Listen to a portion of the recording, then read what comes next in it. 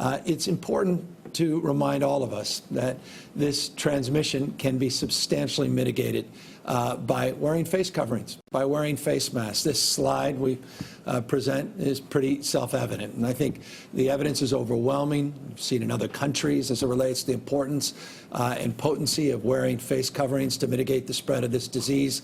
Recommendations now from the CDC clarifying that point of view, and clearly now an increasing number of people that are taking the personal responsibility not only protect themselves but to protect others. And I just want to thank all of you that are doing that, for practicing the kind of behavior that will allow us to move past this pandemic sooner than we otherwise would.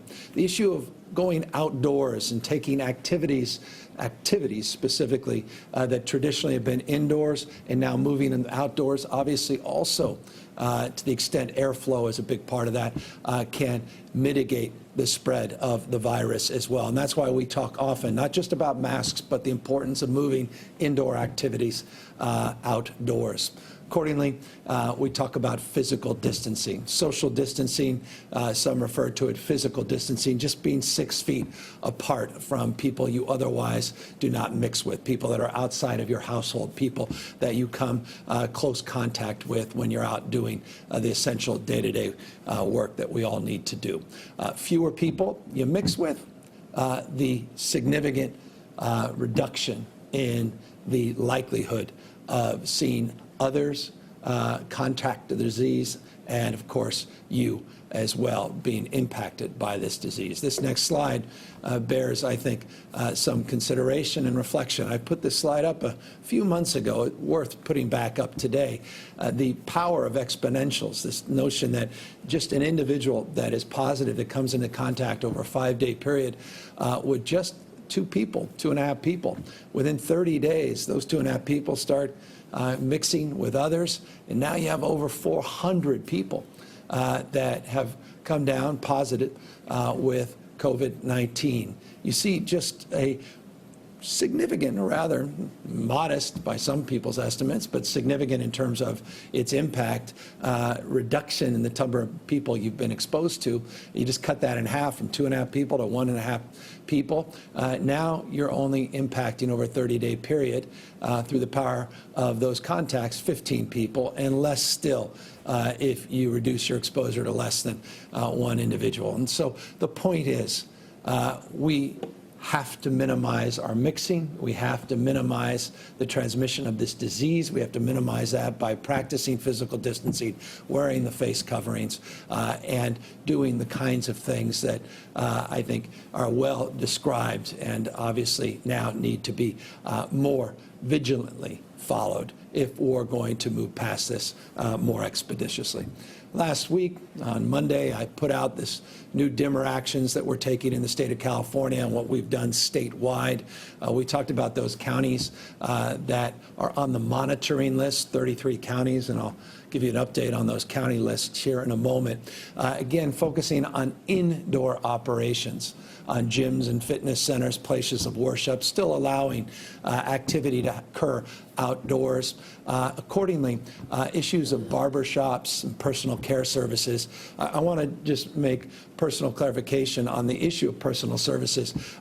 This was the slide we put up a week ago relating to indoor activity. It was our intention to provide for barbershops and the likes to be able to do their work outdoors. Turned out that was more challenging than it may have appeared. The good news is we now have new guidelines out on the COVID-19.ca.gov website, COVID-19.ca.gov website, clarifying what we can and can't do as it relates to haircuts and activities that we want to move indoors, outdoors for personal care service industry. Turns out, without getting into too many details, but issues of chemicals and shampoos and perms, it was more complicated than some had considered, particularly as it relates to local ordinances and rules and regulations that were in place. So we worked through that over the last number of days, and those new guidelines are up, and hopefully that provides some more clarity. If we need to provide even more, we'll get the good feedback, which I anticipate from the new guidelines we put up. But rest assured, the intention was to provide those activities with conditions outdoors, no longer indoors. Here's why. Again, we're seeing an increase in our 7-day average, total number of COVID-19 positive cases. Yesterday, July 19th, 6,846 positive cases. 7-day average, you see up there, 8,911. We take a closer look at our positivity rates, number of people tested, number of people that test positive, becomes a positivity rate, with now record 7-day average of daily tests, over 124,000 daily tests on average over 7 days. By the way, 127,000 tests yesterday. Our positivity rate over a 14-day period is holding at 7.4%. This time last week, it was at 7.4%.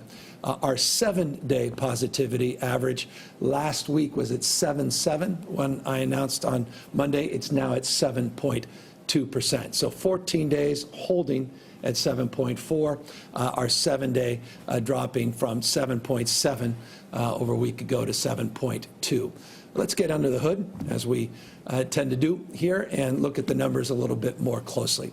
That 7.4% rounded up, you see 7.39% positivity rate over a 14-day period. This represents about a 9.2% increase over a 14-day period. So you saw a big increase, and now we're seeing some stabilization. But again, no one is satisfied being north of 7%, and we got close to 8% last week. So these numbers can change very, very quickly, again, depending on our personal behavior, sum total of which will determine the direction of the lines on this graph and ultimately the direction of our ability to reopen this economy and get our schools back open, as all of us so desperately look forward to.